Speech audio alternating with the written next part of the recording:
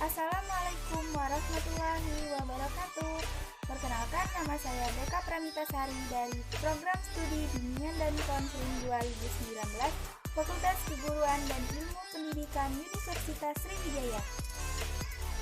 Baiklah teman-teman, pada kesempatan kali ini kita akan menjelaskan dan mendeskripsikan filosofi teori dan praktek penggunaan teknik asesmen non-tes dalam layanan bimbingan dan konseling. Yang pertama, konsep dasar asesmen teknik non-tes dalam layanan bimbingan dan konseling. Nah teman-teman, apa sih itu asesmen teknik non-tes dalam layanan bimbingan dan konseling? Yuk kita simak video berikutnya. Menurut Anthony, asesmen dapat didefinisikan sebagai sebuah proses yang ditempuh untuk mendapatkan informasi yang digunakan dalam rangka membuat keputusan-keputusan mengenai para siswa, kurikulum, program-program, dan kebijakan pendidikan, metode atau instrumen pendidikan lainnya oleh suatu badan, lembaga, organisasi, atau institusi resmi yang menyelenggarakan suatu aktivitas tertentu. Adapun tes, menurut Mulyadi, adalah suatu metode atau alat untuk melakukan penyelidikan yang menggunakan soal-soal, pertanyaan-pertanyaan, atau tugas-tugas yang telah dipilih dengan saksama dan telah distandardisasikan. Menurut Helen, asesmen non-tes berarti teknik pengumpulan data yang digunakan untuk menilai aspek tingkah laku seperti sikap, minat, perhatian, karakteristik, dan lain sebagainya. Jadi, dapat disimpulkan bahwa asesmen teknik non-tes merupakan penilaian hasil belajar peserta didik yang dilakukan tanpa menguji, melainkan dengan melakukan pengamatan secara sistematis. Biasanya dengan cara menggunakan observasi, wawancara, menyebarkan angket atau kuesioner, memeriksa atau meneliti dokumen-dokumen skala, studi kasus, dan sosiometri serta cara yang lainnya. Yang kedua, argumentasi filosofis asesmen teknik non-tes dalam layanan bimbingan dan konseling. Menurut Gantina Komalasari, ia menjelaskan bahwa asesmen teknik non-tes paling banyak digunakan oleh konselor. Seperti yang sudah kita ketahui, bahwa dalam kehidupan setiap orang tentunya pasti mengalami permasalahan. Ketika permasalahan tersebut datang, tentunya individu ingin permasalahannya dapat teratasi. Oleh karena itu, kadang individu itu datang kepada ahli untuk membantu proses penyelesaian masalahnya.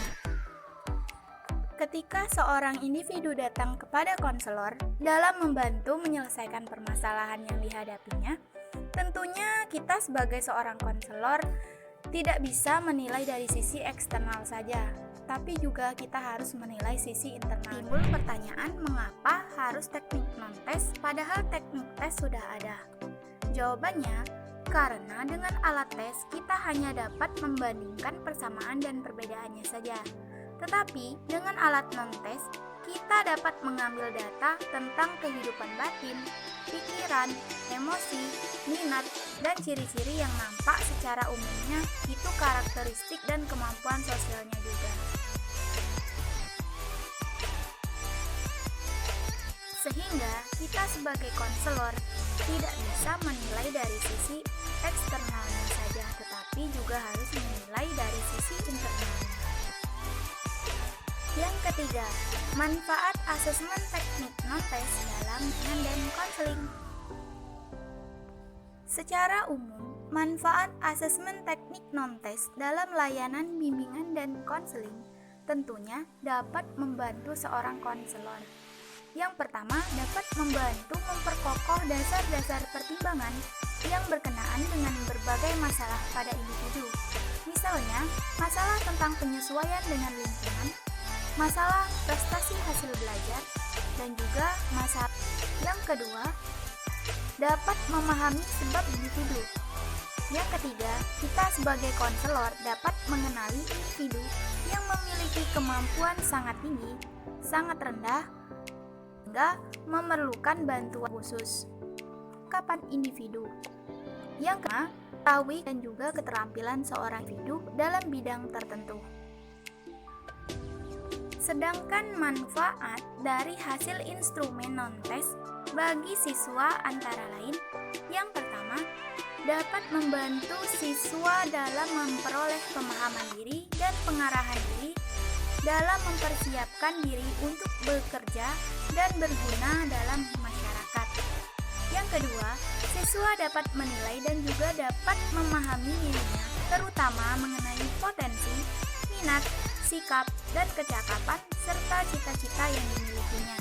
Yang ketiga, siswa dapat menemukan hambatan-hambatan yang sifatnya berasal dari dirinya sendiri dan juga dapat memungkinkan mereka untuk mengatasi hambatan-hambatan tersebut. Yang keempat, membantu siswa dalam melaksanakan masa depannya, sehingga dia dapat menemukan karir yang cocok dalam kehidupannya. Mengingat pelayanan bimbingan dan konseling di sekolah oleh konselor itu tentunya berperan untuk membantu peserta didik dalam menumbuhkan potensinya. Potensi yang dimiliki oleh peserta didik berkembang dengan optimal yang didasari atas kemandirian agar peserta didik itu tidak salah dalam menata dan memilih, bahkan membantu dalam merancang masa depannya demi memilih memutuskan karir yang akan dimasukinya.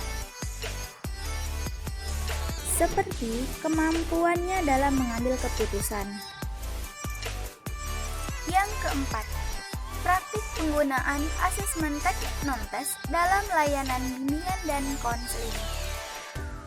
Seperti yang sudah kita ketahui, bahwa teknik non-tes sifatnya lebih komprehensif, yaitu dapat digunakan untuk menilai berbagai aspek dari individu, sehingga penilaian itu tidak hanya terbatas pada aspek kognitif, namun juga mengungkap aspek afektif dan psikomotoris.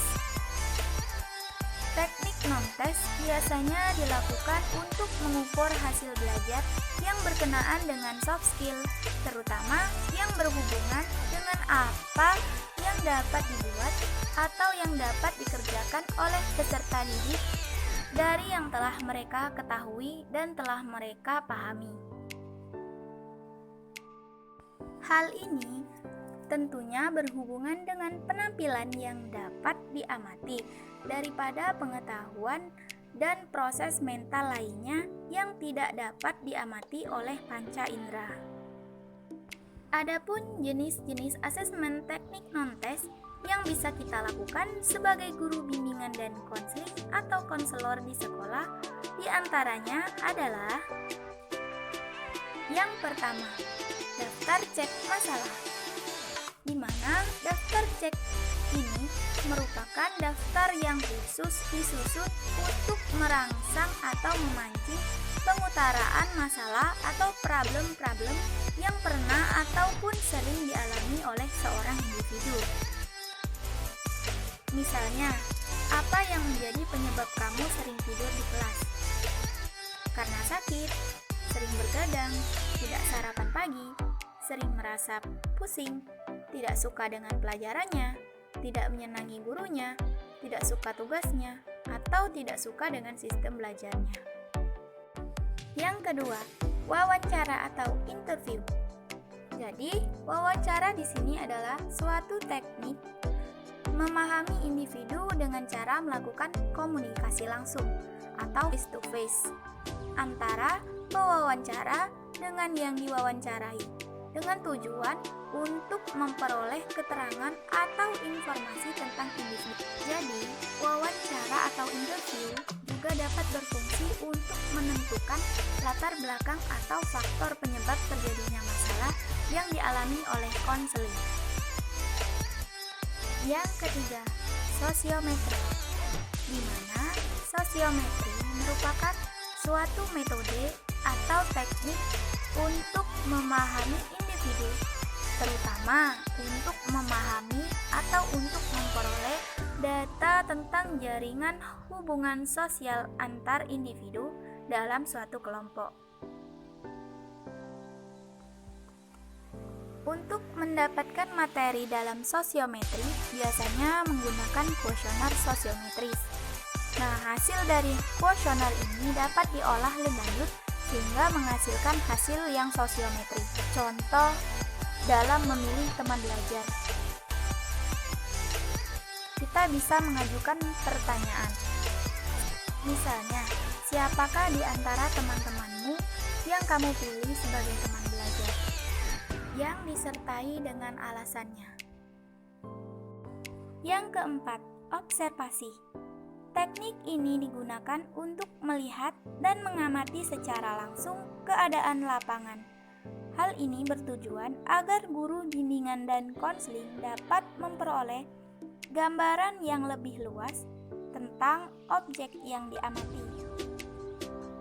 Observasi ini dilakukan pada beberapa periode waktu. Semakin lama dan semakin sering dilakukan akan memantapkan reliabilitas hasil pengamatan. Yang kelima, angket atau kuesioner. Angket merupakan salah satu alat pengumpul data dalam asesmen non-tes berupa serangkaian pertanyaan atau pernyataan yang diajukan kepada responden.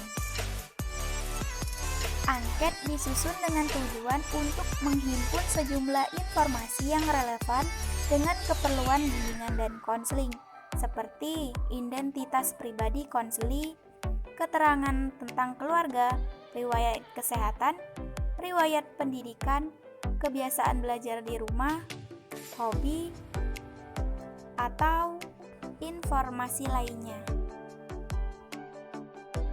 Baik, mungkin cukup sampai di sini pertemuan kita mengenai materi tentang filosofi teori dan praktek penggunaan teknik asesmen non-tes dalam layanan bimbingan dan konseling. Apabila ada salah kata, saya mohon maaf. Kepada Allah saya